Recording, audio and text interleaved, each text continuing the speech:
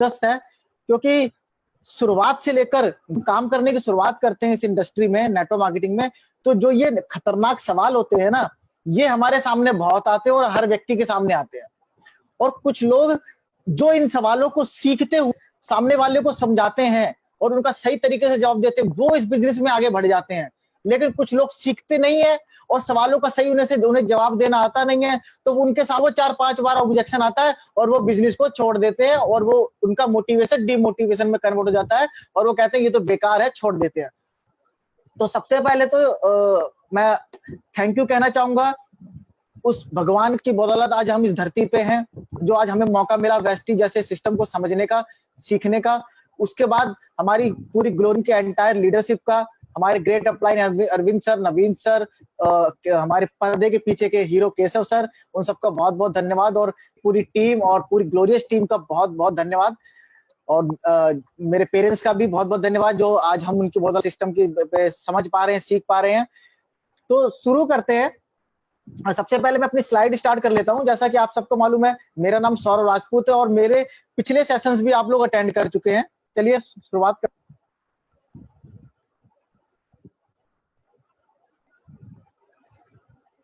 Sir आवाज clear आ रही है कैसे सर? यस सर, क्लियर है। आज क्लियर है ना? रोज से पहले जी हाँ जी, हाँ जी। Okay, thank you sir.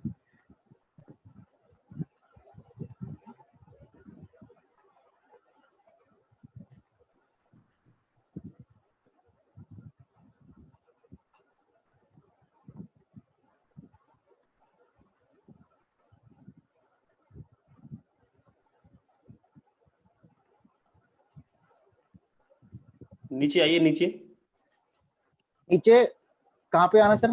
नीचे सबसे नीचे आइए, राइट साइड में आपके, जहाँ पे आपका टाइम घड़ी है ना, घड़ी।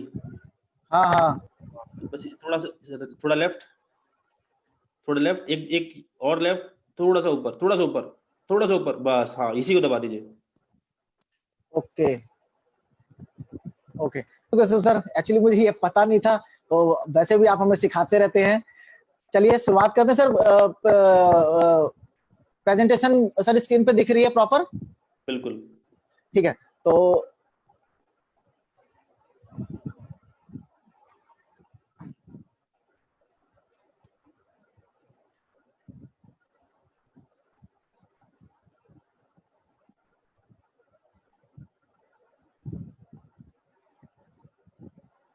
सर मैं विजिबल हूं? हाँ। ओके, एक मिनट।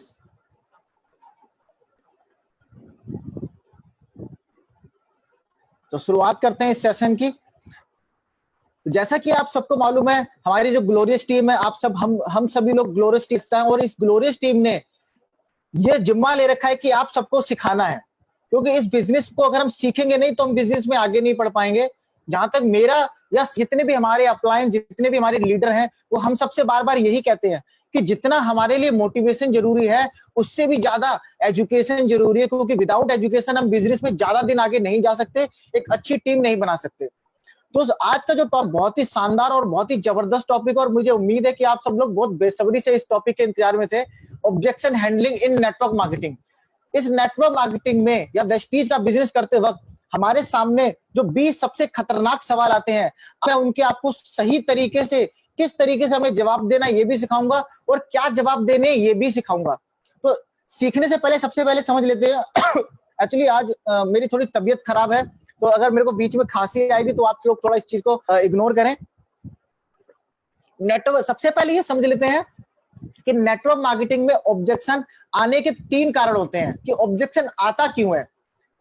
देखिए, जब भी हम प्रेजेंटेशन देते हैं, होता क्या है, हम बहुत मोटिवेटेड होते हैं इस बिजनेस को करने के लिए, सीखने के लिए, लेकिन जब हम इस बिजनेस को करने के लिए जाते हैं, तब होता क्या है, हमारा जो प्रोस्पेक्ट होता है वो हम बहुत फूले हुए होते हैं, बहुत मोटिवेटेड होते हैं, एक्साइटेड होते हैं बिजनेस को लेकर शुरुआत में, और जब जैसे हम प्रोस्पेक्ट के पास प्रेजेंटेशन देने जाते हैं तो उनके पास सिर्फ और सिर्फ ऑब्जेक्शन का सवाल का एक सवाल होता है, और वो हमें पिन की तरह, सुई की तरह एक पिन मारते हैं और हमारी सारी हवा निकल जाती है और सारा मोटिवेशन हमारा डिमोटिवेशन में कन्वर्ट हो जाता है।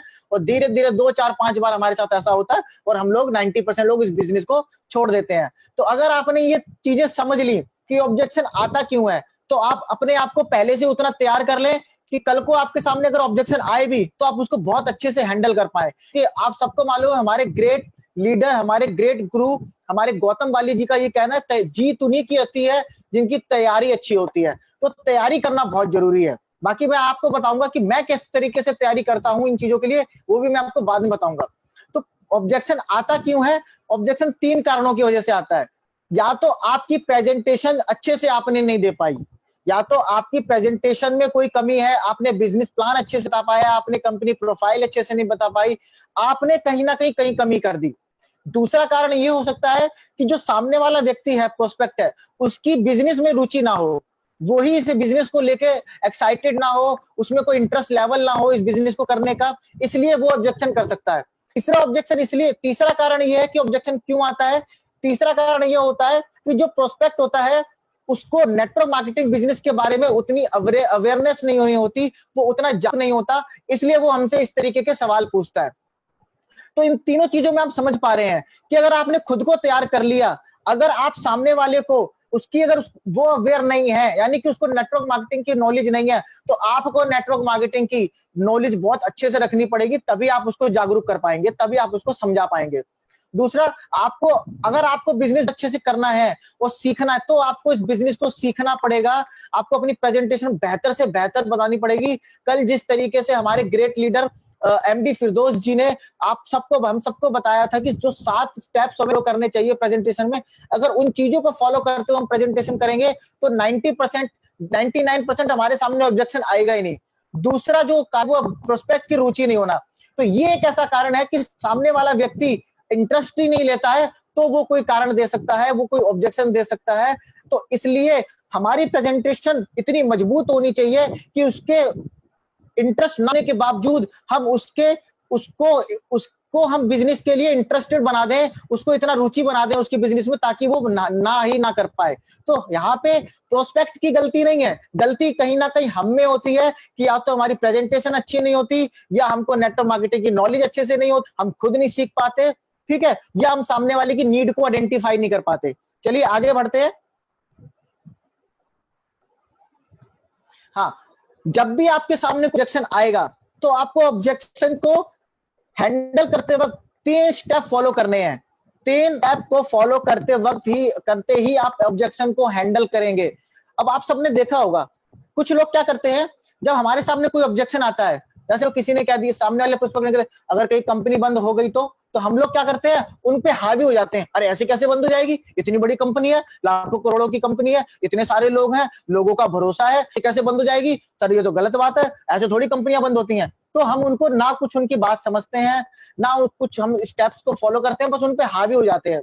इसी तरीके से जैसे प्रोस्पेक्ट ने बोल दिया कि तुम्हारे प्रोडक्ट बहुत महंगे हैं, नहीं सर प्रोडक्ट तो बहुत सस्ते हैं, मुझे तो बहुत सस्ते लगते हैं, आपको पता नहीं किसने क्या दिया महंगे लगते हैं। तो ये सिर्फ लैक ऑफ नॉलेज, बिना सीखे हुए अगर हम प्लान करते हैं तो हम बिल्कुल ऑब्जेक्शन हैंडलिंग अच्छे से नहीं कर पाएंगे।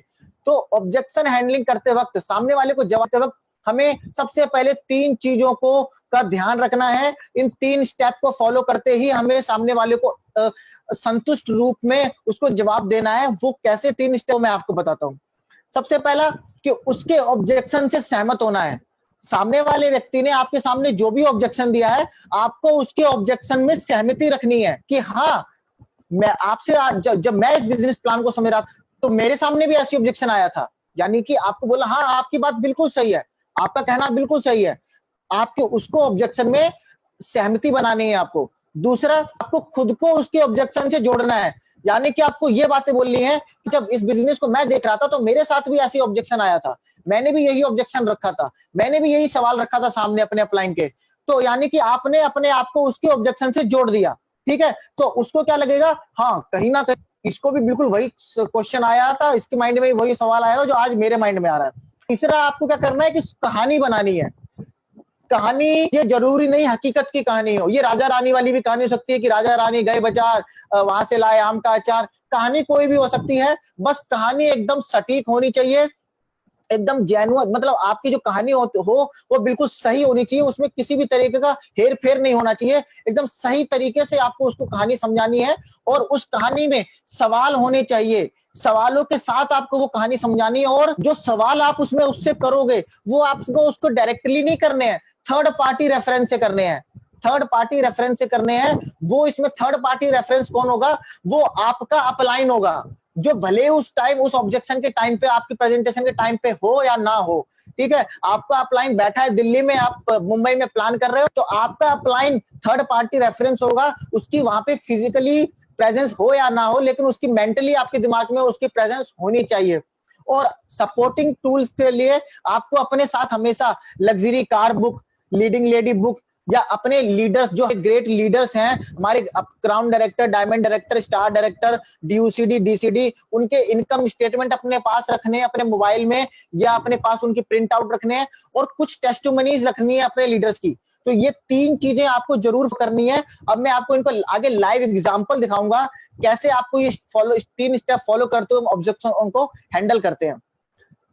ऑब्जेक्शन तो मैंने आपको बताया कि हैंडल कैसे करना है, कौन से 3 स्टेप फॉलो करने हैं, लेकिन ऑब्जेक्शन को हैंडल करते वक्त हमको 3 सावधानियां भी हमेशा रखनी है। होता क्या है, 90% लोग जोश जोश में अगर उनके सामने कोई ऑब्जेक्शन आता है तो वो इरिटेट हो जाते हैं, वो उतकिया जाते हैं, खिसियाने लगते हैं, वो प्रोस्पेक्ट पे हावी हो जाते हैं। अगर उसने कोई सवाल कर दिया तो उस पे ऐसे ट्रीट करते हैं जैसे उसने कोई हमसे गलत सवाल पूछ लिया हो, हमारे फैमिली के बारे में कोई गलत सवाल पूछ लिया हो, तो उस पे इरिटेट हो जाते हैं। तो बिल्कुल हमें इरिटेट नहीं होना है, चाहे वो कितने भी सवाल करे। दूसरा, हमको कभी भी आर्ग्यूमेंट नहीं करना है, कभी भी बहस नहीं करनी है, उसके सवाल का हमें सही तरीके से जवाब देना है, आर्गूमेंट कभी भी नहीं करनी है, कभी भी बहस नहीं करनी है।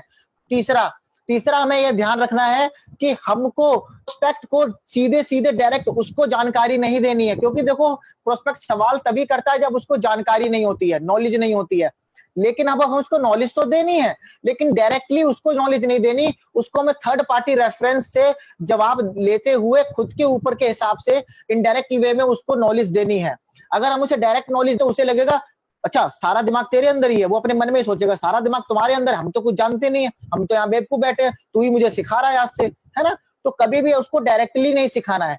तो हमेशा ऑब्जेक्शन हैंडलिंग करते वक्त 3 चीजें का बहुत ही बारीकी ध्यान रखें। इन तीनों गलतियों को कभी ना करें, कभी भी खिसियाए ना, किसी भी तरीके का इरिटेशन ना लें, कभी भी आर्गुमेंट ना करें, कोई बहस ना करें, और कभी भी प्रोस्पेक्ट को डायरेक्टली आपने ज्ञान नहीं देना है, सीधा सीधा उसको नहीं समझाना है। चलिए अब मैं आपके आगे जो आज का टॉपिक था कि नेटवर्क मार्केटिंग के खतरनाक सवाल हैं, वो मैं एक एक करके सवाल लेके आ रहा हूं। अब मैं आपको एक एक सवाल के को किस तरीके से हमें जवाब देना है तीनों स्टेप के साथ साथ समझाऊंगा, और फिर मैं आपको एक लाइव खुद की रिकॉर्डिंग सुनाऊं, खुद आपको बोल के सुनाऊंगा ताकि आप उसको समझ पाए, ठीक है। और ये ध्यान रखिए, आपको ऑब्जेक्शन हैंडलिंग वाले टॉपिक को खुद को तैयार करना पड़ेगा, खुद को आपको सीखना पड़ेगा। वो आप कैसे सीखेंगे अपने घर में बैठे बैठे, वो मैं आपको बताऊंगा। चलिए सवाल नंबर 1 आता है, और उम्मीद करता हूं कि कुछ लोग कह रहे थे कि आज मैंने बहुत से सवाल लिख रखे हैं, मैं आज आपके सामने जितने भी सवाल लेके आऊंगा आज सुबह से लेकर अभी शाम तक 5 बजे तक, मैं उम्मीद करता हूं कि 101% आपके मैं सारे सवाल मैंने कवर कर दिए हैं। फिर भी अगर कोई सवाल रह जाएगा तो उस जवाब हम आपको बिल्कुल देंगे, ठीक है। तो सबसे पहला जो हमारे सामने सवाल आता है, सामने वाला प्रोस्पेक्ट कहता है कि मेरे पास तो टाइम नहीं है, मेरे पास समय नहीं है। तो अब होता क्या है, 90% लोग क्या करते हैं, जो जोश में, अरे सर टाइम तो किसी के पास नहीं होता, तो मैनेज करना था, टाइम तो अनिल अंबानी के पास भी नहीं है, टाइम तो मुकेश अंबानी के पास भी नहीं होता है, वो भी इतना बड़ा बिजनेस कर रहे हैं, टाइम तो रतन टाटा के पास भी नहीं है, टाइम तो किसी के पास नहीं होता, टाइम मैनेज करना पड़ता है ना, तो टाइम निकालना पड़ता है। तो ये क्या होता है, हम उसको सिखा रहे हैं, तो वो कहता है यार सारा वो सामने वाला प्रोस्पेक्ट होता है, ये मुझे बता रहा है कि टाइम कैसे करना है क्या नहीं करना है। तो ये गलत अप्रोच है, ये सिखाने का गलत तरीका है। आपको यहाँ पे कैसे करना है, अब मैं आपको एक लाइव खुद की आपको रिकॉर्डिंग सुनाता हूं, तो आप लोग ध्यान से सुने, क्योंकि ये सुन के ही सीखने का बिजनेस है, और इसकी आपको खुद बोल बोल के बाद में प्रैक्टिस करनी पड़ेगी। अब मान लेते हैं सामने वाला व्यक्ति है, उसने मुझसे सवाल किया, मैं हूं सौरभ, उन्होंने मुझसे सवाल किया कि यार मेरे पास तो टाइम है इस बिजनेस के लिए, मैं कैसे कर पाऊंगा, ठीक है। तो अब मैं उनको कैसे जवाब देता हूं, ध्यान से सुने आप लोग। सबसे पहले आपने क्या करना है, मैंने क्या करा, उनके सवाल को यानी कि उनके ऑब्जेक्शन में सहमति दी है। हाँ सर बिल्कुल सही बात, जैसा कि आपने बोला आज के समय में आपके पास टाइम नहीं है, तो आज के समय में सही बात है सर, टाइम बहुत कम है लोगों के पास। सही में सर आपका शेड्यूल इतना बिजी रहता है, आप इतने बिजी रहते हैं, समय आज के टाइम में सर आपको समय निकालना बहुत मुश्किल है। लेकिन सर एग्जैक्टली जब इस बिजनेस प्लान को मैं देख रहा था तो मेरे सामने भी यही ऑब्जेक्शन था। मैंने भी अपने अपलाइन को, अपने सीनियर को यही बोला था कि सर मेरे पास भी टाइम नहीं है। लेकिन उन्होंने मुझे एक सवाल पूछा, उन्होंने मुझसे सीधा सीधा ये कहा कि सौरभ एक बात बताओ, आज तो तुम अपना जो भी जॉब कर रहे हो या जो बिजनेस कर रहे हो, आने वाले समय में कल को तुम्हारी वहां पे रिस्पॉन्सिबिलिटीज बढ़ेंगी और तुम्हारा रिस्पॉन्सिबिलिटीज बढ़ेंगी और तुम्हारी इनकम बढ़ेगी। तो यानी कि तो तुम, इसका मतलब अपने जॉब में या बिजनेस में तुम ज्यादा इंगेज हो जाओगे आने वाले समय में, तो तुम्हारे पास समय कम रहेगा और तुम अपने परिवार को कम समय दे पाओगे। तो सर एक बात बताइए, समय ना होना ये आने वाले समय में आपके लिए एक बड़ी समस्या बनती जाएगी? उन्होंने सीधा मुझसे ये पूछा। फिर मैंने उनसे कहा हाँ यार सर बात तो सही है बिल्कुल। तो उन्होंने मुझसे एक सवाल और ये किया कि सौरभ एक बात, आज के समय में जो ये प्लान मैं आपको बता रहा हूं, इसके अलावा क्या तुम्हारे पास कोई और ऐसी स्ट्रेटेजी, ऐसा कोई एक्शन प्लान है कि तुम आने वाले समय में और आज में जो आपके में नहीं इस ना समय की समस्या को खत्म कर पाओ, ताकि आप अपने परिवार को पूरा समय दे पाओ अपने काम के साथ साथ? तो मैं उस दिन सोचने पे मजबूर हो गया और मैंने सोचा कि बिना पैसे लगाए अपने जॉब के साथ साथ अगर थोड़ा सा भी समय मैनेज कर बिजनेस को करते हैं तो हम एक अच्छी इनकम ले सकते हैं और अपना एक अच्छा समय यहाँ से तैयार कर सकते हैं। तो उस दिन ये बात मेरे समझ में आई और मैं आज कंपनी के सिस्टम को फॉलो करते हुए अपनी जॉब और बिजनेस के साथ साथ इस बिजनेस को पैरेलली बहुत अच्छे से कर पा रहा हूं। और आज मेरी टीम में 15 से 20 लोग अच्छी खासी हो गई है सर। तो यहाँ पे क्या करा आपने, सामने वाले के सबसे पहले ऑब्जेक्शन में सहमति दी, दूसरा आपने ये ऑब्जेक्शन खुद पे लिया, फिर आपने अपने अपलाइन को बीच में लेके आए कि मेरे अपलाइन ने भी मुझसे ऐसे ही सवाल किया था और उन्होंने मुझे इस तरीके से समझाया। तो यहाँ पे सामने वाले व्यक्ति को क्या लगेगा कि आप उसको नहीं समझा रहे, आपके अपलाइन ने आपको ये चीज समझाई थी, लेकिन उसके माइंड में चीज भी बिल्कुल यही जाएगी कि उसने जो सवाल किया है उसका यही जवाब है ना? तो इस तरीके से आपको जवाब देना है। चलिए अब अगला सवाल लेते हैं। लोगों को सवाल रिकॉर्डिंग सुनने में टाइम लग गया, उनको अच्छे से नहीं सुन पाई, तो वो हमारे YouTube चैनल पे जाके इस सेशन को बार बार देखें और इस आंसरों को अच्छे से समझे। चलिए अगला सवाल, सवाल नंबर 2, मेरे पास तो पैसे ही नहीं है, मेरे पास तो पैसे ही नहीं है। आता है ना आप सबके सामने इस जवाब सवाल आता है ना? ये दिक्कत बहुत ज्यादा मेरे सामने भी आई थी और आज मैं उम्मीद करता हूं कि हमारे जितने भी ग्लोरियस टीम के ग्रेट अपलाइन गुरु, जितने भी सक्सेसफुल लोग हैं, आज उन सबको उनके पुराने दिन याद मैं दिला दूंगा।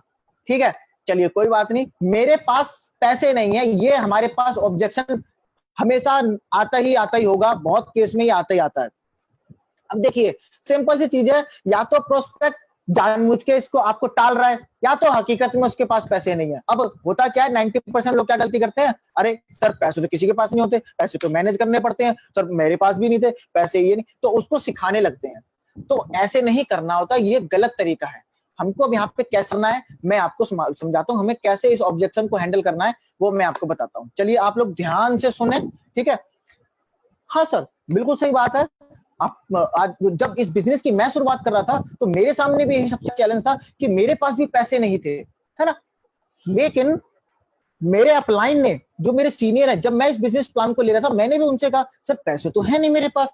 तो उन्होंने मुझे एक चीज समझाई, सौरभ अगर आपके पास आज एक ऐसा बिजनेस जिसको करके आप कम से कम अमाउंट में करके नाम मात्र का पैसा लगा के अगर आप एक अच्छे लाइफस्टाइल ले सकते हैं, अपने परिवार के सपने पूरे कर सकते हैं, तो अगर आपके आज के पास ये पैसे नहीं है और कल को अगर आने वाले समय में आप जैसी भी समझौते वाली जिंदगी जी रहे हैं, अगर आने वाले समय में कभी भी आपको कोई इमरजेंसी आ गई, जब आपको लाखों रुपए लगाने पड़ गए, तब क्या होगा? तब आपको वहां लाखों रुपए लगाने पड़ जाएंगे ना चाहते हुए भी। तो वो कंडीशन ना आए, उसलिए आपको आज ही इस बिजनेस की शुरुआत करनी चाहिए ताकि आप कभी भी पैसों की कोई समस्या ना आए। तो सर उस दिन से ही मुझे ये चीज समझ में आ गई कि पैसे अगर मैं आज नहीं लगाता हूं, 1000-2000 रुपए अगर आज मैं इस बिजनेस की शुरुआत नहीं करता हूं, तो आने वाले समय में इतनी दिक्कत आएगी कि मुझे लाखों खर्च करने पड़ जाएंगे। तो वो लाखों रुपए ना खर्च करने की बजाय मैंने सोचा कि मैं इस बिजनेस को आज ही शुरू कर लूं और मैंने इस बिजनेस की आज से 2 महीने पहले शुरुआत की और करते करते मैंने इतना अच्छा कर रहा हूं कि मैं बिजनेस को सीख भी रहा हूं और आज मेरी टीम में 10 से 15 लोग भी हो गए हैं। तो आपने क्या करा, सामने वाले को पैसों की इंपॉर्टेंस बता दी कि पैसे आने वाले समय में आपको ज्यादा खर्च करने पड़ेंगे, आज आप कम पैसों में बिजनेस की शुरुआत कर सकते हैं। एक तरीका तो ये है, आप इसका ऐसे देखते हैं। दूसरा तरीका भी मैं आपको बता देता हूं। आपको सामने वाला, हाँ सर कोई बात नहीं, सिर्फ पैसे नहीं है तो कोई बात नहीं, ऐसा करते हैं, आप क्या करिए, मुझे अपने 3 से 4 लोगों से मिलवा दीजिए। आप मुझे अपने 3 से 4 लोगों से मिलवा दीजिए, हम आपके साथ मिलकर उनको बिजनेस प्लान दिखाएंगे, ठीक है। जब उनको बिजनेस प्लान दिखाएंगे तो वो लोग तो 100% ज्वाइन करेंगे, क्योंकि आपने भी ज्वाइन तो करना ही है, आपके पास पैसे ही तो नहीं है। तो उनको जब हम बिजनेस प्लान दिखाएंगे, वो लोग ज्वाइन करेंगे, तो उनको आपके नीचे ज्वाइन कर देंगे। जब वो लोग बिजनेस करेंगे, आपको पैसे आएंगे, आप उन पैसों से अपनी आईडी स्टार्ट कर लेना, है ना।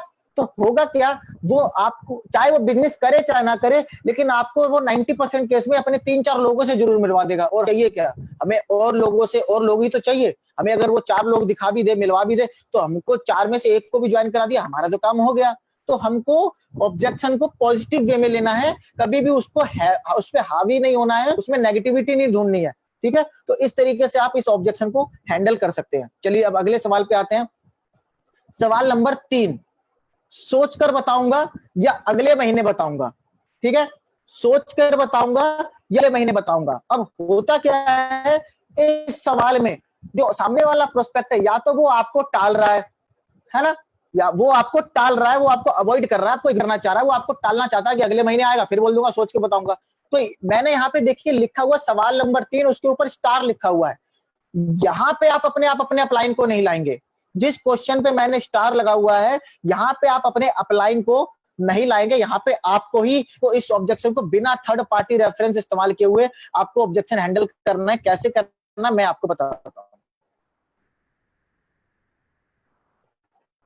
चलिए देखिए, जब भी कोई व्यक्ति सोचने के लिए बोलता है, तो यानी कि केस में अर्जेंसी क्रिएट करनी है, जल्दी जल्दी आपको उसको ये चीज समझानी है कि आज जो आप उसको बिजनेस प्लान दिखा रहे हो, उसके लिए आपके पीछे बहुत से लोग हुए हैं। जैसे हम कोई मकान जब देखने जाते हैं, तो हमसे जो डीलर होता है वो बोलता है ये फ्लैट है, इसके ऑलरेडी 2 कस्टमर मेरे पास आ चुके हैं और वो शाम को मुझे एडवांस पकड़ाने वाले हैं। तो अगर आपको ये फ्लैट पसंद आया तो आप मुझे एडवांस पकड़ा दीजिए, ताकि मैं उन 2 लोगों को मना कर दूंगा, है ना।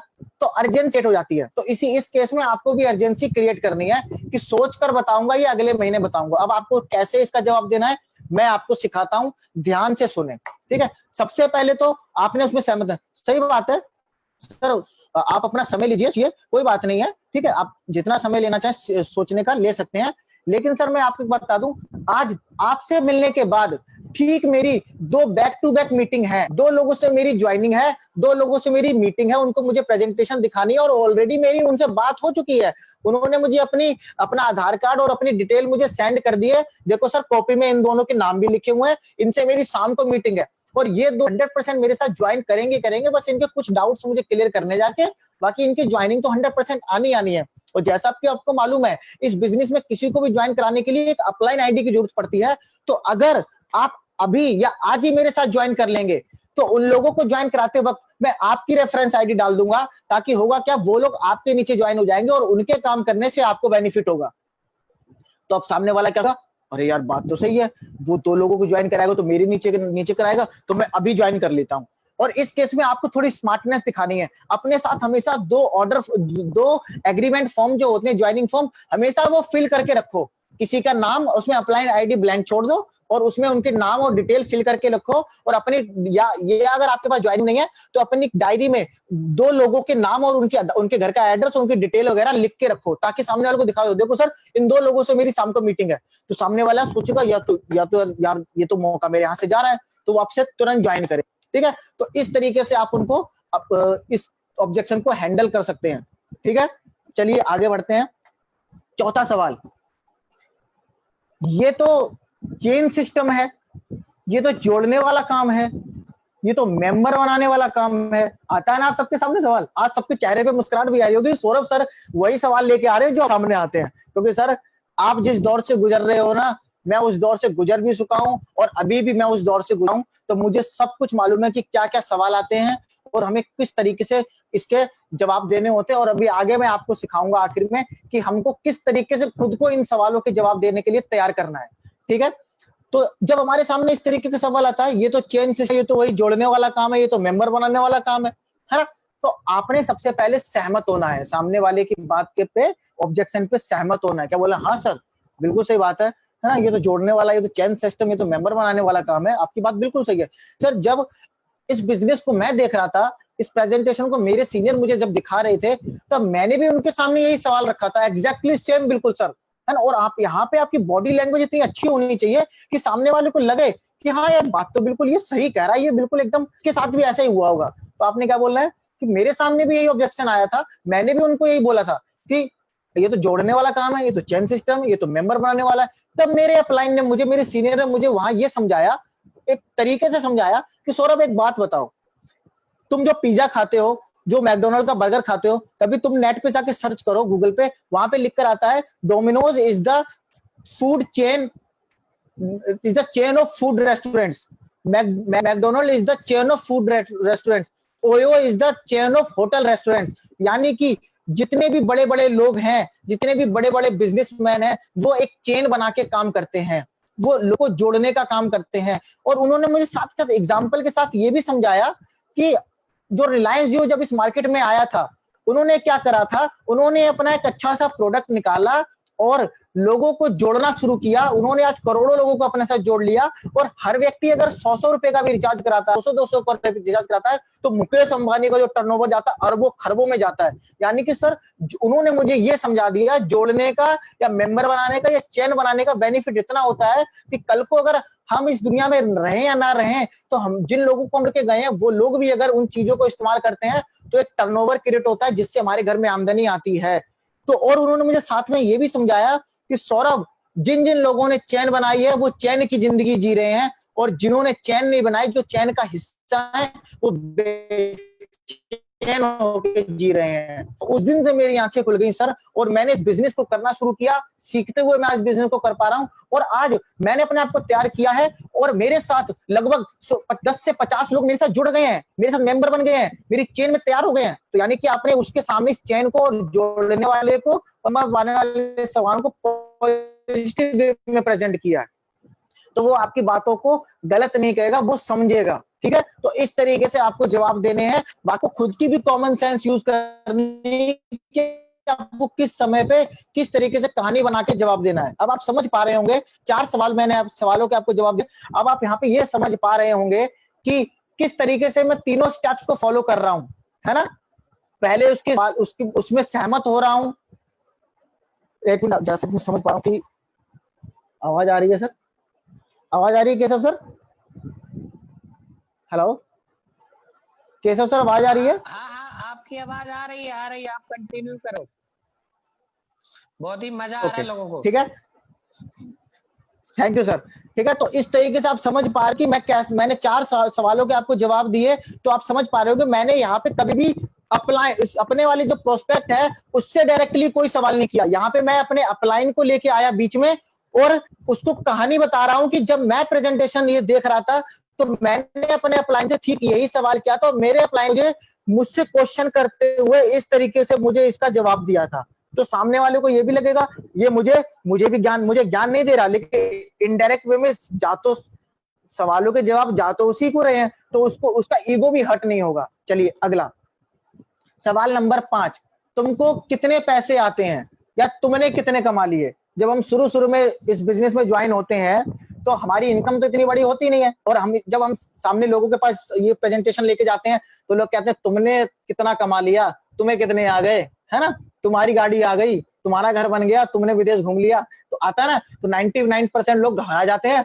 उस टाइम, और अपनी इनकम दिखाते नहीं है, या अपनी गलत चेक बताने लगते हैं, और अपने अपलाइन की इनकम दिखाने लगते हैं, है ना, अपने अपलाइन की इनकम दिखाने लगते हैं। अरे भाई, उसने सवाल तुमसे किया है कि तुम्हारी कितनी आमदनी आ रही है, तो वो तुम्हारी आमदनी पूछना चाहता है। अब भले ही चाहे आपकी 50 रुपए आमदनी हो, चाहे 500 रुपए आमदनी आई हो, चाहे 1000 आई हो, चाहे 2000 आई हो, चाहे 10,000 आई हो, आपको अपनी उस आमदनी को कैसे एक अच्छे वे में प्रेजेंट करना है, वो मैं आपको बताता हूं।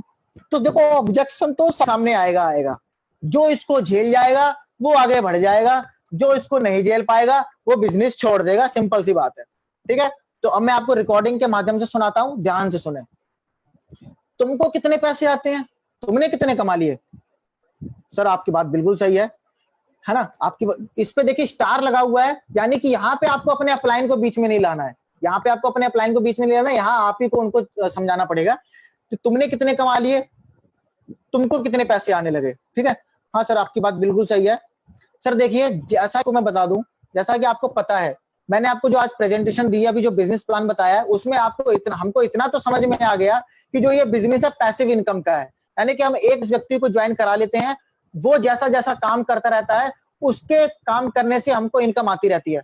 तो सर मैं आपको बता दूं, मैंने पिछले 2 महीने से इस बिजनेस को कर रहा हूं और मैंने सिर्फ अभी 4 लोगों को ज्वाइन कराया है। 4 लोगों के काम करने से पिछले 2 महीने में मैंने सिर्फ, मेरी जो अभी तक इनकम पहुंची है वो 800 रुपए की इनकम पहुंची है। अब मैं आपको ये कैसे बता दूं मुझे और आगे पैसे कितने आएंगे, क्योंकि वो जैसा जैसा काम करेंगे तो आने वाले समय में क्या पता अगले महीने वो 800 रुपए मेरे 8,000 भी आ सकते हैं सर, 80,000 भी आ सकते हैं, ठीक है। वो डिपेंड करता है कि सामने वाला व्यक्ति जिनको मैंने ज्वाइन कराया वो कैसे कितना काम करते हैं, और जहां तक मुझे उम्मीद है मैं अच्छे से अपनी टीम को सिखा पा रहा हूं, वो अच्छा काम करेंगे और मेरी भी आमदनी अच्छी आएगी। तो यानी कि आपने अपने चेक को किस वे में प्रेजेंट कर दिया, एक अच्छे वे में प्रेजेंट कर दिया, पैसिव इनकम के रूप में प्रेजेंट कर दिया आपने। यहाँ पे अपनी इनकम छुपाई नहीं, क्या बोला, दोबारा से मैं आपको बता रहा हूँ। हाँ सर, बिल्कुल सही बात है, आपकी बात बिल्कुल सही है ना। जैसा कि आपको पता है सर, जैसा कि हमने आपको बिजनेस प्लान दिखाया है, तो हमने जो यहाँ से समझा है कि जो ये हमारा बिजनेस है ये पैसिव इनकम का बिजनेस है। यहाँ से होता क्या, हम जिन लोगों को भी ज्वाइन कराते हैं उनके काम करने से, वो जैसा जैसा काम करते हैं उनके काम करने से हमको इनकम आती है। तो यानी कि होता क्या है, अभी मैंने जो पिछले 2 महीने में मैंने कम से कम 3 से 4 लोगों को ज्वाइन करा दिया है, और वो लोग जैसा जैसा काम कर रहे हैं उनके काम करने से मुझे अभी पिछले महीने 500 रुपए इनकम आई है, और इस महीने वो अच्छा काम कर रहे हैं और उनके काम करने से मेरे को 5,000 भी आ सकते हैं, 50,000 भी आ सकते हैं, है ना। तो इस तरीके से आपको जवाब देना है, कभी भी हिचकिचाना नहीं है, डरना नहीं है, भागना नहीं है सवालों से, अच्छे से जवाब देना है। तो आप लोगों को समझ में आया। चलिए अब अगला सवाल लेते हैं। सवाल नंबर 6, पहले तुम कर लो फिर मैं करूंगा, होता है ना। लोग कहते हैं अच्छा पहले तुम कामयाब हो जाओ फिर मैं आ जाऊंगा, मैं ज्वाइन कर लूंगा, होता है ना। तो यहाँ पे आपको अपने अपलाइन की जरूर, मेंटली आपने अपने अपलाइन की जरूर मदद लेनी है, इमेजिन जरूर करना है। कैसे करेंगे मैं बताता हूँ आपको।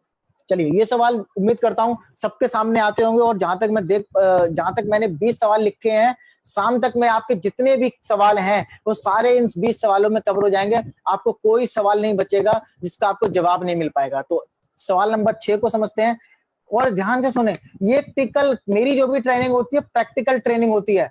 जब तक आप इसको हमारे YouTube चैनल पे, ग्लोरियस टीम ऑफिशियल चैनल पे जाके 2 से 3-4 बार मेरी ट्रेनिंग्स को आपको नहीं देखेंगे, आप सीख नहीं पाएंगे। आप सोचें सिर्फ बस जूम मीटिंग में बैठ जाओ, सुन लो और फिर अपना वही कहानी शुरू, तो आप नहीं सीख पाएंगे। आपको इनको, मेरी रिकॉर्डिंग्स को YouTube पे जाके 2 से 3-4 बार रिपीट देखना होगा, तब आज बिजनेस को आप सीख पाएंगे, इन ऑब्जेक्शन हैंडलिंग को आप सीख पाएंगे।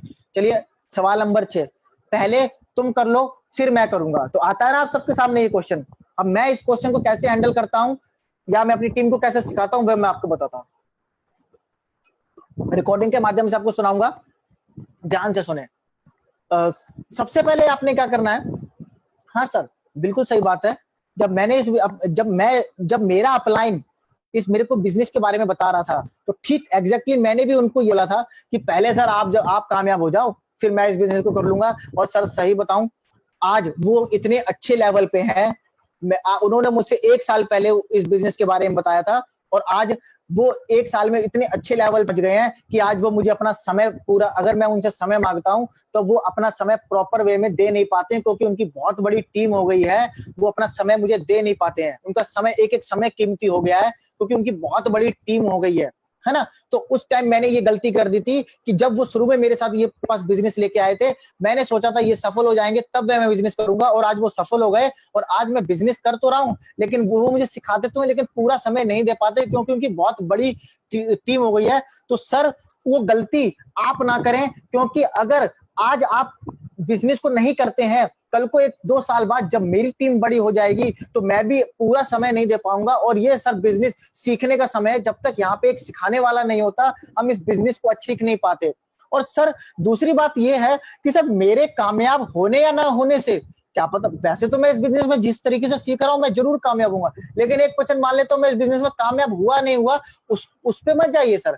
आपके अंदर भी तो पोटेंशियल बहुत अच्छा है, जहां तक मैं आपको जानता हूं सर, आपके अंदर पोटेंशियल बहुत है, स्किल्स अच्छी हैं, आपको बहुत नॉलेज है, आप तो इस बिजनेस को बहुत अच्छे से कर सकते हो, आप तो मुझसे ज्यादा भी कमा सकते हो। तो मैं तो चाहता हूं हम दोनों मिलकर काम करें ताकि एक अच्छा रिजल्ट और एक अच्छा टर्नओवर क्रिएट कर सके, ताकि हमको अपने और अपने परिवार के जरूरतों के लिए ना जीना पड़े, हम अपने परिवार के सपने अच्छे से पूरे कर पाए।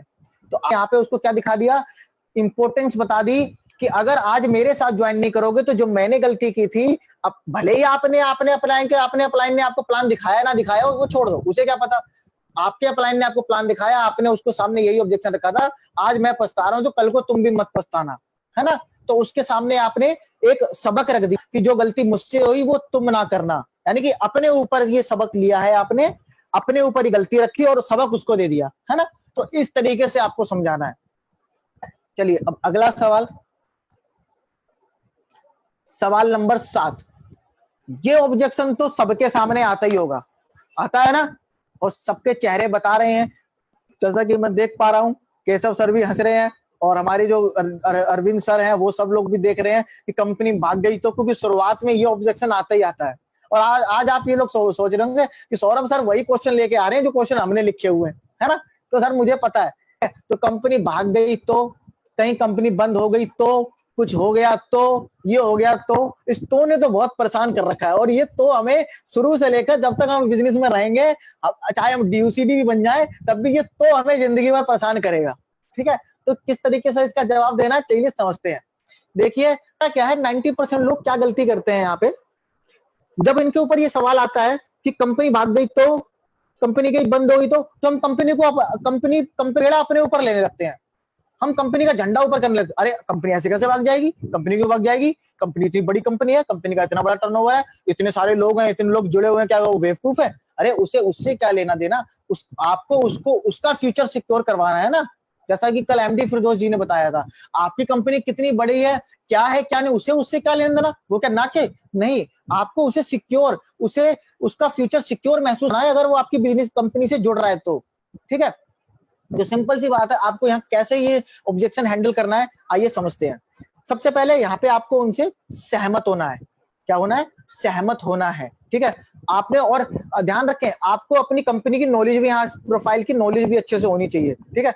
तो आपको सबसे पहले, बात बिल्कुल सही है सर आपकी, आपने एकदम बिल्कुल सही सवाल किया। जब इस बिजनेस को मैं देख रहा था तो मैंने भी अपने अपलाइन अपने सीनियर के सामने एग्जैक्ट यही क्वेश्चन करा था कि कहीं कंपनी भाग गई तो, कहीं कंपनी बंद हो गई तो उन्होंने मेरे से ये पूछा कि सौरभ एक बात बताओ, तुम अभी कहां से सामान लेते हो। मैंने कहा सर मैं तो अभी अपने घर के पास एक मार्ट है, एक डिपार्टमेंटल स्टोर है, वहां से सामान लेता हूँ। उन्होंने मुझसे पूछा कब से ले रहे हो, मैं कहा सर काफी समय पहले पापा लेते थे, अब पापा ओल्ड एज हो गए, अब मैं ले रहा हूँ सालों से वहां से सामान। तो उन्होंने मुझसे पूछा, और उन्होंने मुझसे यही पूछा क्या जहां से तुम सामान ले वहां से और भी लोग सामान ले रहे होते हैं। मैंने कहा हाँ सर जाहिर सी बात है, वहां तो उस मोहल्ले के सभी लोग उसी दुकान से सामान लेते हैं। तो उन्होंने मुझसे कहा सौरभ एक बात बताओ, आप जिस भी कंपनी से सामान ले रहे हो, अपने गुड मॉर्निंग से लेकर गुड नाइट तक का, जिस भी दुकान से सामान ले रहे हो, मान लेते हैं कल को वो दुकान बंद हो गई, उसका शटर डाउन हो गया, किसी भी कारणवश उसकी दुकान बंद हो गई, उसको घाटा पड़ गया या कुछ भी हो गया, तो आपका नुकसान क्या है ये बताओ पहले।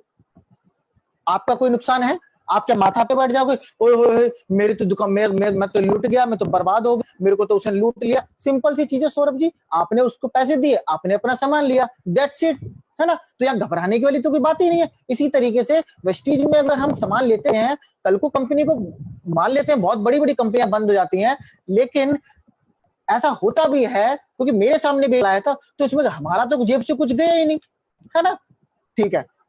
इसके बाद मेरे अपलाइन ने मुझे एक चीज और आई जिसको सोचने पे मैं मजबूर हो गया सर। उन्होंने मुझसे कहा सौरभ देखिए, इस इंडस्ट्री में नेटवर्क मार्केटिंग में हम पैसा तो बाय डिफॉल्ट कमाते ही कमाते हैं, भी आती है, विदेश भी घूमते हैं, ये सब कुछ हमें मिलता है, लेकिन ये हमें सब तब मिलता है जब एक हम टीम बना लेते हैं, एक हम 100, 200, 1000, 500, लाखों लोगों का नेटवर्क बना लेते हैं। यानी कि अगर हमारा नेटवर्क काम करेगा तो हमें पैसा आएगा, अगर हमारा नेटवर्क काम नहीं करेगा तो गौतम वाली जी हमारे घर में पैसा देने नहीं आएंगे, है ना। तो उन्होंने मुझे ये चीज समझाई, तो हुआ क्या, तो उन्होंने मुझे समझाया यहाँ पे जो हकीकी कमाई है वो हमारा नेटवर्क है। कल को मान लेता हूं तो मेरे मायने में भी ये आया था कि कंपनी बंद भी हो गई, लेकिन जो मैंने नेटवर्क बनाया है वो तो जिंदा है। उस टाइम पे जो भी अच्छी रंग कंपनी, एक लीगल कंपनी काम कर रही होगी, हम उस कंपनी को ज्वाइन कर लेंगे और हमारी आमदनी वहीं से शुरू हो जाएगी जहां से हमारी आमदनी रुकी थी। तो यानी कि कंपनी अगर बंद भी हो जाती है तो कंपनी हमारा हुनर तो हमसे नहीं हमसे छीन लेगी, हमारी टीम तो हमसे नहीं छीन लेगी, हमारा टैलेंट तो हमसे नहीं छीन लेगी, है ना। तो इसलिए घबराने की जरूरत नहीं। यहाँ पे असलियत की जो कमाई है वो हमारी टीम है, हमारा नेटवर्क है। तो पहले तो मैं आपको श्योरिटी देता हूं कि ऐसा कुछ नहीं होने वाला, क्योंकि कंपनी की जो प्रोफाइल है आप उसके बारे में आप उनको बता सकते हैं, इस तरीके से आप ये ऑब्जेक्शन हैंडल कर सकते हैं। मैं दोबारा से इस क्वेश्चन को रिपीट कर रहा हूं, दोबारा से आपको रिकॉर्डिंग सुना रहा हूं ताकि आप लोग ध्यान से सुने और अच्छे से रिलेट कर पाए। हाँ सर, बिल्कुल सही बात है। जब इस बिजनेस को मैं देख रहा था तो एग्जैक्टली मैं अपने अपलाइन के सामने, अपने सीनियर के सामने यही सवाल रखा था कि कहीं कंपनी भाग गई तो, कहीं कंपनी बंद हो गई तो उन्होंने मुझे एक चीज समझाई। उन्होंने मुझसे सबसे पहले ये पूछा कि सौरभ एक बात बताओ कि तुम अभी अपने घर का सामान कहाँ से लेते हो। मैंने कहा सर अभी तो मैं अपने घर का सामान घर के पास एक डिपार्टमेंटल स्टोर है वहां से लेता हूँ। अच्छा, तुम सामान लेते हो वहां से और भी लोग सामान ले रहे हैं। मैं कहा सर वहां से तो हजारों लोग सामान ले रहे होते हैं, मोहल्ले के जितने भी हैं। तो एक बात बताओ, कल को मान लेते हैं वो दुकान बंद हो गई, तो क्या तुम और तुम्हारे जो जितने भी आस पड़ोस के लोग सामान उससे लेते थे, क्या वो माथा पकड़ के बैठ जाएंगे कि अरे दुकान बंद हो गई, हमारा तो घाटा हो गया, नुकसान हो गया? नहीं ना। तो मैंने उनसे कहा सही बात है सर, ऐसा तो हम क्यों पकड़े, हमने उनको पैसे दिए, अपना लिया, दैट्स इट। लेकिन होता क्या है, इस इंडस्ट्री में जब हम आते हैं तो हम यहाँ सिर्फ पैसा नहीं कमाते हैं, यहाँ हम सिर्फ गाड़ी नहीं खरीदते हैं, हम विदेश नहीं घूमते हैं। हम यहाँ जब सफल हो जाते हैं तो हमारे पास जो इनकम आती है शुरू से लेकर आखिर तक, हमारी टीम जो काम करती है, हमारी टीम जैसा टर्नओवर क्रिएट करती है, हमारा जो नेटवर्क जैसा काम करता है, उसके हिसाब से हमें इनकम आती है। यानी कि यहाँ पे सबसे जरूरी क्या है, हमारा नेटवर्क। तो कल को कंपनी रहे या ना रहे, लेकिन हमारा नेटवर्क तो रहेगा ना। तो जो भी उस मौजूदा समय में जो भी अच्छी कंपनी होगी उसमें हम अपना नेटवर्क ले जाके हम वहीं से कमा सकते हैं जहां से हमारी आमदनी आना बंद हो गई थी। हम वहीं, जहां हम 10 लाख पे रुके थे तो हम 10 लाख से ही उस दूसरी कंपनी में भी कमाना शुरू कर देते हैं, है ना। तो इस तरीके का ऑब्जेक्शन आपके सामने आए तो आप इस तरीके से जवाब दे सकते हैं। तो आपने उसकी बात को उससे सहमत भी हुए और उसको पॉजिटिव आंसर भी दे दिया। तो इस तरीके से आपको उसको जवाब देना है। तो आप लोग समझे, ठीक है, और सीखें। अगला सवाल मैं ले रहा हूं, सवाल नंबर 8। मैं तो ज्वाइन कर लूंगा लेकिन कुछ लोग नहीं जुड़े तो, है ना। आता है ना सवाल कि मैं तो चलो ज्वाइन कर लेता हूं लेकिन लोग नहीं जुड़े तो तब क्या होगा। ये तो जो है ना, इस तो सब ने तो जीना आराम कर रखा है, लेकिन जो इस तो का तोड़ सीख लेगा वो इस इंडस्ट्री में सफल हो जाएगा। केशव सर, अरविंद सर, नवीन सर, जितने भी हमारे क्राउन, डायमंड, जितने भी स्टार, जितने भी सिल्वर, गोल्ड, इन्होंने इन चीजों को सीख लिया कि तो का तोड़ कैसे निकालना है। इन लोगों ने ये चीज सीख ली है और आज ये इस अच्छे लेवल पे बैठे हैं और हम लोगों को सिखा पा रहे हैं। चलिए, इसका मैं आपको जवाब देता हूं कि मैंने तो ज्वाइन कर लिया लेकिन कुछ लोगों ने लोग नहीं जुड़े तो आपने किस तरीके से सवाल करना है, किस तरीके से हैंडलना है इस ऑब्जेक्शन को, आइए समझते हैं। रिकॉर्डिंग के माध्यम से आपको सुनाता हूं। सबसे पहला स्टेप क्या करना है, आपको इसमें एग्री करना। हाँ सर, बिल्कुल सही बात है। मैं भी जब इस बिजनेस को ज्वाइन कर रहा था तो मैंने भी अपने अपलाइन के सामने ये ऑब्जेक्शन, आपने क्या बोला, जब मैं भी इस बिजनेस को ज्वाइन कर रहा था, ज्वाइन सामने वाला भी कर ही रहा है, तो मैं भी जब इस बिजनेस को ज्वाइन कर रहा था तो मैंने भी एग्जैक्टली अपने अपलाइन के सामने यही सवाल रखा था कि सर मैं तो ज्वाइन हो जाऊंगा लेकिन अगर लोग नहीं जुड़े तो क्या होगा। तो मेरे अपलाइन ने मुझे बहुत ही अच्छे से ये समझाया कि सौरभ एक बात बताओ, तुम इस बिजनेस में क्यों आना चाहते हो। तो सर इस बिजनेस में मैं इसलिए आना चाहता हूँ क्योंकि यहाँ से एक अच्छी लाइफ जी सकते हैं, हम अपनी जिंदगी अपनी शर्तों पे जी सकते हैं। जो आज हम पैसों की कमी पे समस्या जो झेल रहे हैं उससे हम उभर पाएंगे, हमारे घर में एक अच्छी इनकम आ पाएगी, हम एक अच्छा गाड़ी, अच्छा घर ले पाएंगे, देश विदेश घूम पाएंगे, अपने परिवार को पूरा समय दे पाएंगे, है ना। तो मैं इसलिए तो सौरभ जी एक बात बताओ, तुम जितने भी लोगों को जानते हो क्या उसमें कुछ लोग नहीं है जो किराए पे रह रहे हैं? क्या उसमें से कुछ लोग ऐसे नहीं है जिनके पास खुद की गाड़ी नहीं है? क्या उसमें कुछ लोग ऐसे नहीं है जिनकी लिमिटेड इनकम है और जो हर वक्त पैसों के लिए मोहताज रहते हैं? क्या उसमें कुछ ऐसे लोग नहीं है जो अपने परिवार को पूरा समय नहीं दे पा रहे? क्या उसमें कुछ ऐसे लोग नहीं है जो देश विदेश घूमना चाहते हो? तो जब आप ऐसे लोगों को, तो मैंने कहा बिल्कुल मैं ऐसे लोगों को जानता हूँ, काफी सारे लोग हैं। तो जब तुम अपने सपनों के लिए, अपनी जिंदगी के लिए बिजनेस में आ सकते हो, तो जब हम उन लोगों को इस बिजनेस के बारे में बताएंगे तो वो लोग भी जुड़ेंगे, जब वो लोग भी हमारे साथ ज्वाइन होंगे, है ना। और सर मजे की बात यह है, मैंने उस दिन मेरा सोचा नजरिया बदल गया और मैंने अपनी अपलाइन की मदद से उन सभी लोगों को इस बिजनेस के बारे में बताया और आज 2 महीने में मेरे साथ कम से कम 15 से 20 लोग जुड़ चुके हैं।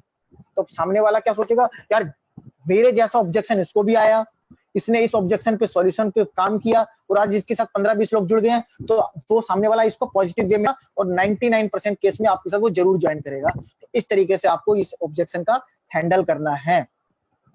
तो अभी देखिए, जैसा कि आप सबको मालूम है, मैंने 20 सवाल तैयार करे हुए हैं और आपके लिए मैं एक सरप्राइज भी लाया हूं, वो मैं आपको आज शाम वाले सेशन में दूंगा। ठीक है, ठीक है। तो लगभग अभी मैं 2 सवाल और लूंगा, ठीक है, और मैं आपको दोबारा से एक बार जो स्टार्टिंग की 3 स्लाइड हैं उन पे हमें कैसे काम करना है मैं आपको सिखाऊंगा। तो थोड़ा सेशन और आगे चलते बढ़ाते हुए सवाल नंबर 9 सॉरी, हमने भी किया था, कुछ नहीं होता, आता है ना, अरे हमने भी कर करके छोड़ दिया, कुछ नहीं होता, कोई पैसे वैसे नहीं आते, अरे हमने भी बहुत कंपनियां कर ली, कुछ नहीं होता, है ना, आता है ना ये सवाल, आता है ना, ऐसे सवाल बहुत आते हैं, है ना। तो आइए समझते हैं कि ये सवाल जब हमारे सामने आता है तो हम सामने वाले लोगों को किस तरीके से जवाब दें। ठीक है, 1 मिनट का मैं ब्रेक लूंगा, मैं पानी पी लेता हूं, क्योंकि तो आपको मालूम है मेरे जो सेशन होते हैं बहुत एनर्जेटिक होते हैं। मैं आप लोगों को भले यहां से बैठ के सवालों के जवाब तो बता रहा हूं, लेकिन मेरे अंदर एनर्जी इतनी है जैसे मैं स्टेज पे खड़े होकर बोल रहा हूं। चलिए सवाल नंबर 9, हमने भी किया था, कुछ नहीं होता, है ना, आता है ना आप सबके सामने ऑब्जेक्शन। तो इसका जब आपको ऑब्जेक्शन लेना है तो इसमें भी आपने खुद को रिलेट करना है। तो सबसे पहले आपने क्या करना है, हाँ सर बिल्कुल सही बात है, जब मैंने ये आपको बता दूं सर, बिल्कुल सही बात है, जब मैंने इस प्रेजेंटेशन को देख रहा था तो मैंने भी अपने अपलाइन के सामने एग्जैक्ट यही सवाल रखा था, क्योंकि आज से कुछ साल पहले मैं भी एक कंपनी में काम कर चुका हूं, भले ही आपने किया हो चाहे ना किया हो, आपने एक स्टोरी बनानी है। मैं भी एक कंपनी में काम कर चुका था, मैंने भी वहां काम किया था, तो मेरे अपलाइन ने मुझसे पूछा, अच्छा सौरभ एक बात बताओ, जहां पे तुम जिस कंपनी में तुमने काम किया था वहां पे क्या कोई ट्रेनिंग सिस्टम था, या तुमको अगर तुम्हारे सीनियर ने तुमको बुलाया तो तुम कभी किसी ट्रेनिंग में जा पाते थे। तो मैंने कहा सर वहां तो पहली बात तो कोई ट्रेनिंग सिस्टम था ही नहीं, और अगर था तो मेरे अपलाइन बुलाते थे, मैं जाता ही नहीं था, है ना। या तुम्हारा अपलाइन तुमको सीखने के लिए अपने पास बुलाता था, तुम कभी जा पाते थे, तुमको कभी उसने किसी प्रोडक्ट की नॉलेज के लिए, कभी किसी सेमिनार के लिए, कुछ प्रोग्राम्स के लिए इन्वाइट किया, मतलब ऐसा तो कुछ नहीं था। क्या बस उन्होंने तुमसे पैसे लिए थे, मेरे से उन्होंने सिर्फ 2-4 हजार रुपए ले लिए थे और बोला बस आगे तुम काम करना शुरू करो, लोगों से पैसा लेना शुरू करो और काम करो। और मैंने कुछ कर नहीं पाया, मुझे इतना पता नहीं था और मैंने बाद में छोड़ दिया। तो उस दिन से मैं भी ये सोचता था इस बिजनेस में कुछ होता ही नहीं है, ये तो बेकार है, बेकार। लेकिन उस दिन मेरे अपलाइन ने बताया कि जो ये बिजनेस है नेटवर्क मार्केटिंग, ये सीखने का बिजनेस है, ये सीखते सीखते सिखाने का बिजनेस और पैसा कमाने बिजनेस है। तो उस दिन मुझे हकीकत में समझ में आया कि कमी कंपनी में नहीं होती है, कमी हम में खुद में होती है। मुझ में कमी थी, इस पुरानी कंपनी में सफल नहीं हो पाया था, लेकिन आज मैं कंपनी को अपने अपलाइन के माध्यम से, कंपनी के ट्रेनिंग प्रोग्राम के माध्यम से अपने काम के साथ साथ सीखता हुआ कर रहा हूं। और आज सर मेरी टीम में 15 से 20 लोग हो गए हैं। तो सामने वाले को क्या लगेगा कि अगर उसने भी किसी कंपनी में काम किया हो तो उसे भी ये लगेगा कि हाँ उससे भी कहीं ना कहीं गलती हुई थी, उसने भी कहीं ना कहीं सीखने पे जोर नहीं दिया होगा, या उसकी जो कंपनी लीगल नहीं होगी, उसकी कंपनी ने उसको सिखाया नहीं होगा, है ना। तो वो खुद से वो आप मनी मन आप यहाँ अपने माइंड से सवाल जवाब में उसको कहानी सुना रहे हैं, वो खुद को अपने उसके माइंड में साइकोलॉजिकल ये चलने लगेगा कि जो ये कुछ बता रहा है ऐसा ही उसके साथ हुआ। तो इस तरीके से आप इस ऑब्जेक्शन को हैंडल कर सकते हैं। चलिए आखिरी सवाल लेते हैं, आज के दोपहर वाले सेशन का आखिरी सवाल, सवाल नंबर 10। प्रोडक्ट महंगे हैं, 99% लोगों के सामने ये ऑब्जेक्शन आता ही आता है ना।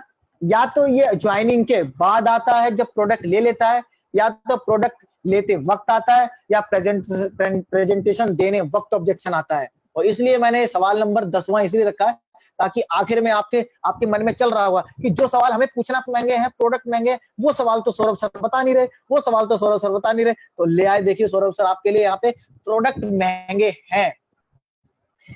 यहाँ पे आपकी नॉलेज काम करेगी, यहाँ पे आपकी मोटिवेशन काम करेगी। ध्यान करना, यहाँ पे लोग क्या करते हैं, अरे हमारे जो प्रोडक्ट है उसमें से गाड़ी निकलती है, हमारे प्रोडक्ट में से तो हेलीकॉप्टर निकलता है, हमारे हमारे हमारे हमारे हमारी चाय पत्ती में से ये निकलता है। देखिए ये मोटिवेशन भी जरूरी है।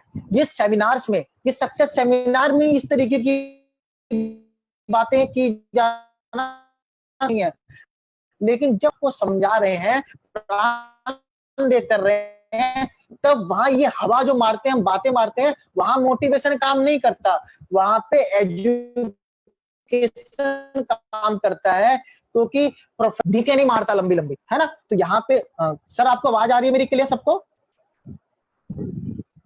हेलो, थोड़ी सी ब्रेक हुई थी, बाकी क्लियर हो गई।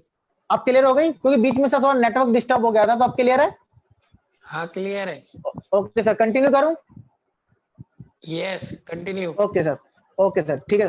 तो ये जो सवाल आता है प्रोडक्ट महंगे हैं, तो ध्यान रखें यहाँ पे मोटिवेशन काम नहीं आएगा कि जो हमने सेमिनार में जाके सीख लिया, अरे हमारी चाय पत्ती में तो गाड़ी निकलती है, हमारी चाय, हमारे साबुन में से तो लाखों रुपए निकलते हैं। ये मोटिवेशन का पार्ट है, ठीक है। जो ज्वाइन कर लेगा वो खुद मोटिवेट भी हो जाएगा सेमिनार में आके। अब आपको यहाँ पे सीखना पड़ेगा, थोड़ी सी कैलकुलेशन सीखनी पड़ेगी। कैसे, मैं समझाता हूँ आपको, आइए ध्यान से। अब यहाँ पे जो आपका प्रोस्पेक्ट है, देखिए शुरुआत में लोग बचत के लिए आते हैं, शुरुआत में लोग बचत पे जोर देते हैं, आमदनी पे जोर नहीं देते हैं। तो अब आपको कैसे करना है, सबसे पहले सहमत होना है। और 90% लोग होते हैं, अरे नहीं प्रोडक्ट बहुत सस्ते हैं, हम तो लेते हैं, इतने सस्ते प्रोडक्ट है सर, हमें तो बिल्कुल महंगे नहीं लगते। अरे तुम्हें नहीं महंगे लगते, सामने वाले को तो महंगे लगते हैं, है ना। तो आपने सबसे पहले सहमत होना है। क्या बोल रहे हैं? हाँ सर बिल्कुल सही बात है, जब मैं इस बिजनेस में आया था तो ये प्रोडक्ट मुझे भी बहुत महंगे लगे थे सर। सच में राइस ब्रांड की जब बोतल मैंने अपने हाथ में पकड़ा, वो तो मेरे हाथ से ही गिर गई थी एमआरपी देख के। लेकिन मैंने जब अपने अपलाइन के सामने, अपने सीनियर के सामने मैंने ये सवाल रखा कि सर प्रोडक्ट तो बहुत महंगे हैं, तो उन्होंने मुझको क्या समझाया, आज वो मैं आपको बताता हूँ। उन्होंने मुझसे एक सवाल किया, सौरभ तुम अभी एक महीने का लगभग कितना सामान खरीद लेते हो, कहीं से भी यहाँ से खरीदते हो? तो मैंने उनसे कहा सर मैं 3 से 3500 का सामान खरीद लेता हूँ, या मतलब 1800 से 2200 तक का सामान ले सकते हैं। तो मैं 3 से 3500 के माध्यम से आपको समझा रहा हूँ। तो मैंने अपने अपलाइन के सामने यही सवाल रखा कि हाँ सर प्रोडक्ट तो बहुत महंगे है। तो मेरे अपलाइन का सौरभ एक बात बताओ, तुम अभी जहां से भी सामान ले रहे हो, एक महीने में लगभग कितना 100 रुपए का सामान ले लेते हो? मैंने कहा सर लगभग 3 से 3500 रुपए का सामान आ जाता है एक महीने में। तो मेरे अपलाइन ने कहा सौरभ अगर यही 15,000 रुपए एमआरपी का सामान तुम्हें 4 महीने में तोड़ तोड़ के अगर तुम खरीदो और तुम्हें 5वें महीने अगर 2500 का सामान फ्री मिले तो मिलेगा। तो मैंने कहा 15,000 का सामान और 2500 का फ्री, तो मेरे उस सामने वाले के माइंड में क्या चलेगा, उसको आपने क्या करना है, टॉप टू बॉटम लेके आना है। पहले हम क्या करते हैं इस बिजनेस में, बताते हैं यहाँ तो कोई इन्वेस्टमेंट नहीं है, पहले तो हम उसकी आईडी एक्टिव कराते हैं 1000 रुपए से, फिर बोलते हैं कंसिस्टेंसी ले लो 3500 की, है ना। तो फिर उसको लगता है, पहले तो उसने कहा कोई पैसा नहीं लगा, फिर इसने 1000 रुपए से ज्वाइनिंग कराई, फिर ये कह रहा है कि कंसिस्टेंसी ले लो, यानी कि उसका बीपी बढ़ेगा। लेकिन इस केस में क्या होगा, आपको उसको 15,000 से कैसे आपको उसको जीरो पे लेके आना है वो मैं सिखाता हूँ। तो मेरे सर ने मुझसे पूछा कि सौरभ तुम जहां से भी सामान ले रहे हो कितने का लेते हो? तो मैंने कहा सर 3 से 3500 का तो ले लेता हूँ।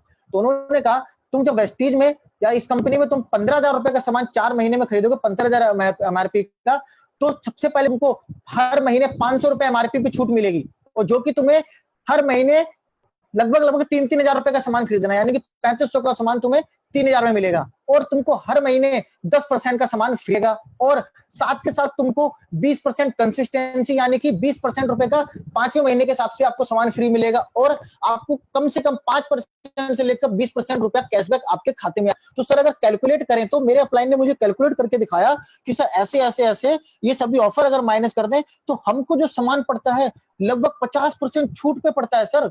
यानी कि जो चीज यहाँ पे 200 रुपए की है वो लगभग 100-100-125 की पड़ती है, जो चीज 100 रुपए की है वो 50-55 रुपए की पड़ती है। तो उस दिन मुझे समझ में आया कि मार्केट से भले ही हम सस्ता सस्ता तो खरीद रहे हैं, लेकिन वो हमको बहुत महंगा पड़ता है। लेकिन यहाँ पे महंगा जरूर खरीदते हैं, लेकिन हमको कहीं ना कहीं वो सामान बहुत सस्ता पड़ता है।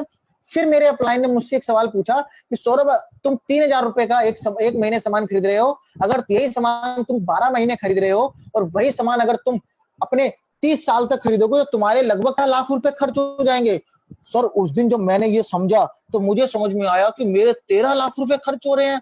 और जब मैंने ये देखा कि वेस्टीज में मेरे हर महीने लगभग 1500 रुपए बच रहे हैं, यानी कि मैं 30 साल में लगभग 6 लाख रुपए की बचत कर लूंगा। तब मुझे उस दिन समझ में आया कि यहां से तो महंगा सामान खरीद के भी हमारे 6 लाख रुपए बच पा रहे हैं। और बचपन से मेरे माँ बाप ने क्या सर, सबके माँ बाप ने यही सिखाया है कि हमें हमेशा बचाना चाहिए। तो उस दिन से तो सर प्रोडक्ट इतने सस्ते हो गए हैं और हमारी बचत पे बचत होती जा रही है। और सर साथ के साथ मेरे अपलाइन ने मुझे ये भी बताया कि अगर हम कंपनी के 3 स्टेप्स को फॉलो कर लें, हम अब यहाँ के रेगुलर कस्टमर बने रहें, मीटिंग सेमिनार का हिस्सा बने रहें और इस बिजनेस में हर महीने एक व्यक्ति को भी लाते रहें, तो 5 से 6 महीने में हमारे प्रोडक्ट पूरे फ्री हो जाते हैं। आमदनी के साथ साथ हमारा आमदनी तो आती है और जो प्रोडक्ट है, जो घर का खर्चा, वो फ्री हो जाता है। आप देख सकते हैं सर, देखिए जो हमारे केशव सर हैं, इनकी 30 रुपए इनकम है सर। अब बताइए, इनके लिए तो प्रोडक्ट बिल्कुल सस्ते हैं। देखिए सर, मेरी 5,000 रुपए आमदनी पहुंच गई है और मेरे घर का खर्चा 3,000 रुपए है, तो मेरे लिए तो प्रोडक्ट फ्री हो गए ना। तो इस तरीके से सर बिल्कुल प्रोडक्ट तो जरूर थोड़े से महंगे लगते हैं, लेकिन जब हम सिस्टम में आना शुरू करते हैं तो ये प्रोडक्ट बहुत सस्ते हो जाते हैं। तो इस तरीके से आपने उसको प्रैक्टिकल वे में और बचत कराते हुए और अपने अपलायंस की, अपने डीलर्स की इनकम दिखाते हुए आपने उसको बता दिया कि इसमें बिजनेस अपॉर्चुनिटी भी दिखा दी और आपने उसको प्रोडक्ट सस्ते ही बता दिए।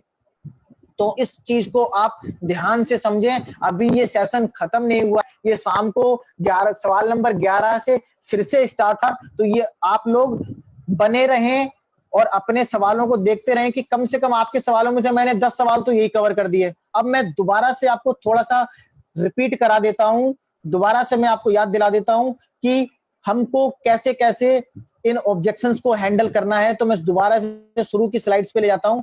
सबसे पहले हमको ये समझना है कि हमें ऑब्जेक्शन आता क्यों है।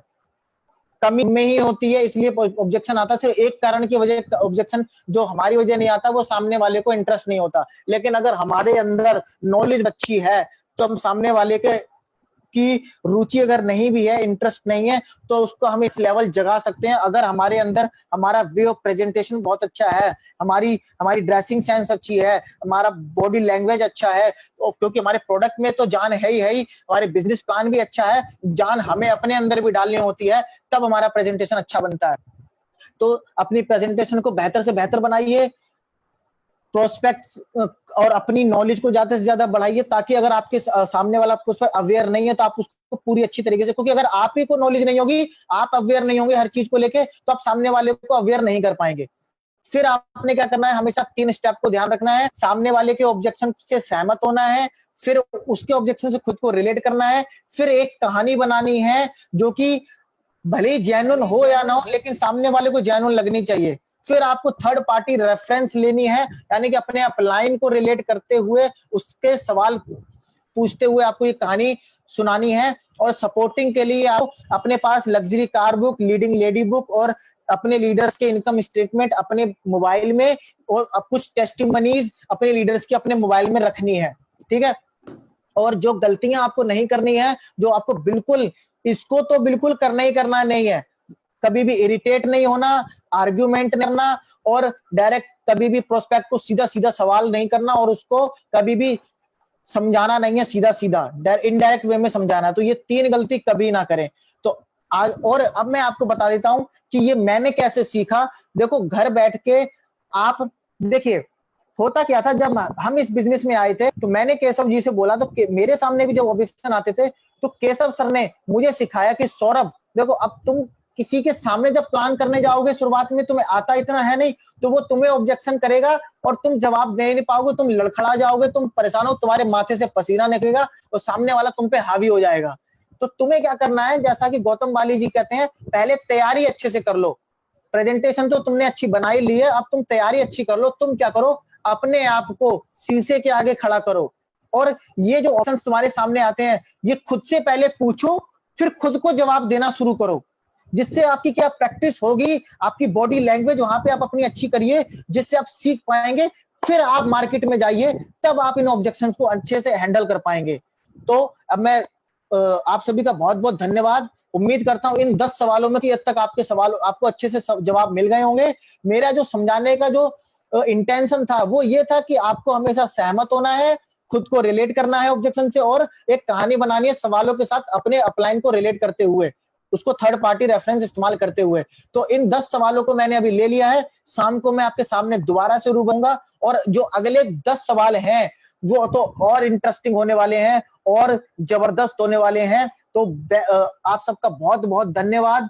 मैं दोबारा से केशव सर से बोलता हूं कि आप आइए और कुछ अपने इस 10 सवालों के जो मैंने किस तरीके से समझाया, आप कुछ अपने कुछ दोस्त कहिए और मैं आपको सुनना चाहूंगा sir. Thank you so much everyone. Thank you so much sir, thank you so much. बहुत अच्छे तरीके से सवालों के जवाब दिए और जो वे ऑफ प्रेजेंटेशन है वो बहुत जबरदस्त था। ट्रेनिंग बहुत शानदार थी। प्रोडक्ट महंगे हैं बहुत। जो आपने 10 सवाल लिए, आई थिंक लोगों को समझ में आया होगा कि अब हमने अपनी प्रेजेंटेशन के अंदर यानी कि अपने वे ऑफ कम्युनिकेशन के अंदर क्या चेंजेस करने हैं, राइट। शायद सवालों के जवाब कुछ के पता थे आपको, कुछ के नहीं पता थे, पर अब आपको अपनी कमी नजर आ गई होगी कि हम कहाँ पे गलती करते हैं। जैसे आप सर ने कहा कि आपको कहानी बनानी पड़ेगी, राइट। आपको उसकी हाँ में हाँ मिलानी पड़ेगी, उसकी तब आप बात करें, वरना वो आपके ऊपर हावी हो जाएगा। और हम